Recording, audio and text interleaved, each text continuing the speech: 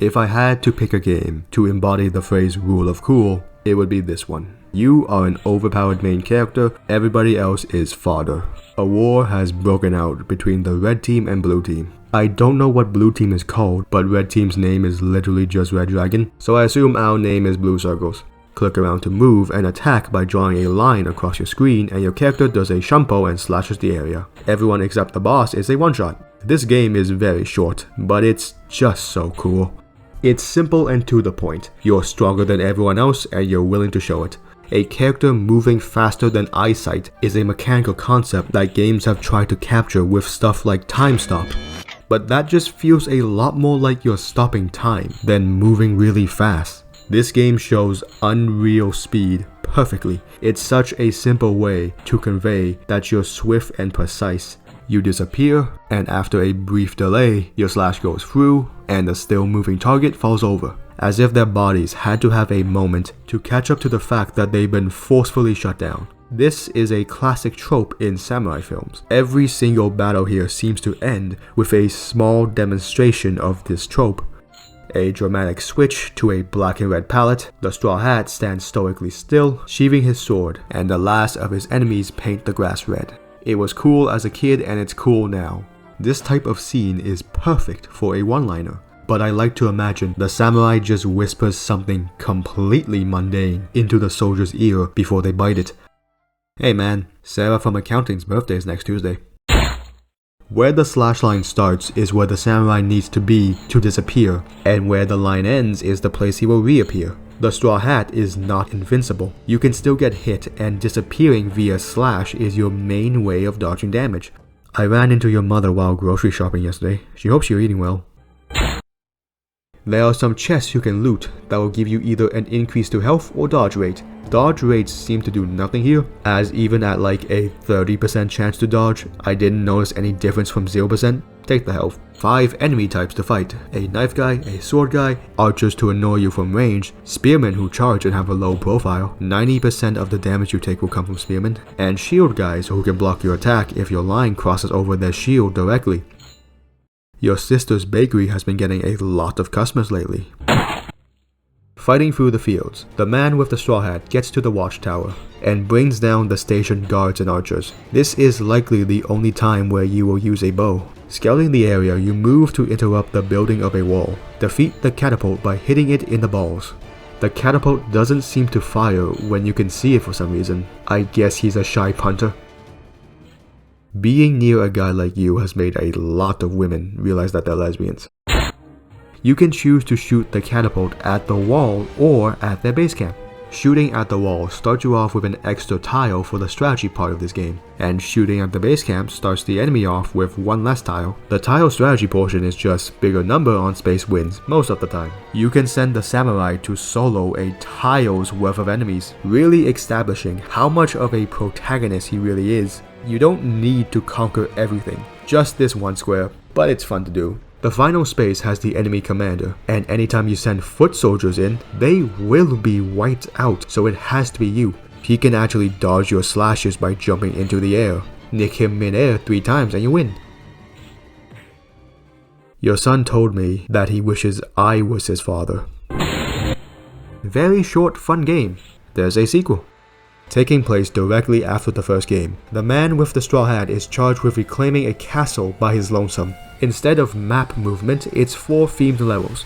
When you click to move, the samurai no longer just slowly walks, he breaks out into a full tilt sprint for a half second. The game transitions from section to section with the same end screen final kill, followed by the straw hat doing a 200-meter dash. People think you're smart, but all you really have is surface level knowledge on a bunch of different subjects. You aren't truly knowledgeable about anything. The first area is a generic forest and introduces the 2 new mechanics. We have the exact same types of basic enemies, but some of them have armor now, which means they now take multiple hits to split open, unless you decapitate them. That's always a one-shot. Air juggling is a thing, but you won't see that much usage of it.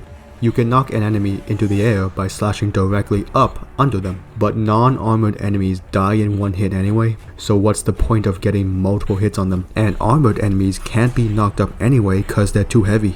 The only times you're going to be using air juggling is when an armored enemy just spawns from the sky. This mechanic falls a bit flat. The other one introduced in this game is Time Stop. I don't really think this was needed. Like, the core combat in this game already perfectly portrays the feeling of speed and precision. Stopping time just feels like the samurai has chaos control.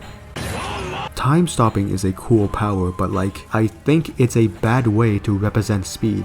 This is a weird thing to get hung up on, I know, but time stopping is too distinct of a mechanic to get forced into being something else. It's a personal pet peeve of mine that I'm pretty sure no one else has. Let's move on. There is one completely new enemy, a sumo samurai. Big, slow, and lumbering. Has a helmet so he can't be one-shotted, and he takes a lot of hits. Unless of course you tap him slightly, pushing him over like a turtle, then do a very dramatic stab. Each area has a boss. The forest has an even bigger sumo samurai that has boosters just built into his armor. Final boss of the first game had a bunch of spears and knew how to jump good. Was he like the new guy or something? Stagger the big guy when he's about to attack and then stab the weak spot of his armor to assumingly let out some oil. For some reason we didn't finish him at the end of this fight and he becomes a recurring boss. Level 2 is a mountain cliffside. Turns out the enemy army has jetpacks, and enough jetpacks to just give out to regular troops. The flying sword guys are also strong enough to do a shumpo. Time Stop seems built for this, as the jetpack swordsmen are quite annoying to take down if you don't remove their heads from their shoulders. The hitboxes for the flying enemies are also a bit awkward. Also, if the last enemies in a section are flying, they just explode on the spot in the freeze frame. I feel like if the kid version of you could see what you have become, they would just start crying. The second level has an interesting idea to it, platforming with the slash movement. I like it in concept. This type of movement is quite unique, and trying to navigate platforms with something like this, I could see maybe working on paper. It's just that fighting enemies like this is kind of annoying. I think the devs knew, cause you don't take damage if you fall off. The boss of level 2 is the big guy again. He swapped out his sword for a laser cannon and he has bombs and lantern missiles on standby. Okay, the strongest weapon you guys had in the first game was a catapult. Did you just hate the spear guy or something? Big dude flies higher and higher into the mountains, so the fight is forcefully split between actual fighting and platforming with explosives. Level 3 is a wheat field. The gimmick for this part is that every enemy is armored, so you better hope the hitboxes on the heads are a bit less wonky here. I get why the game has enemies that can take multiple hits, but I feel like the game just flows better when everybody could be one shot. Unless you're delivering the finishing blow, the enemies just don't react to being cut at all. Every slash felt like it had impact when everyone could be one tapped. Your attacks just feel weaker. Only having armored enemies really cements that feeling. Well, at least the boss of this area is cool. It's a robot version of the samurai. It copies his exact moveset.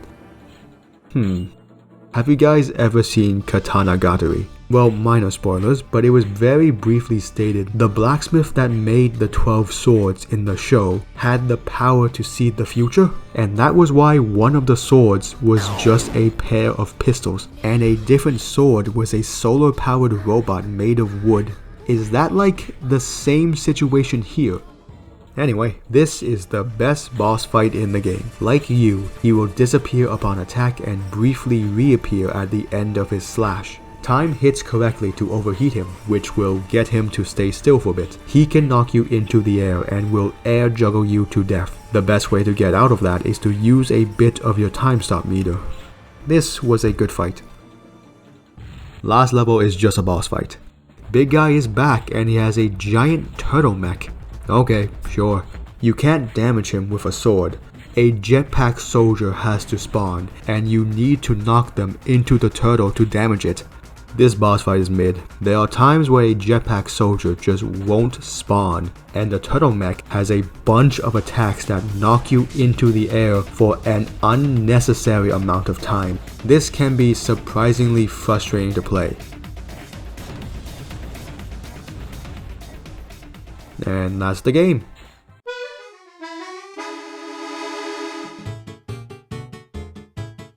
These games were built around a singular cool concept. They tried to expand upon it in the second one, but encountered some bumps. Straw Hat Samurai was like many Flash games. Simple, short, and fun. Okay, I'm going to talk about a small fish man next.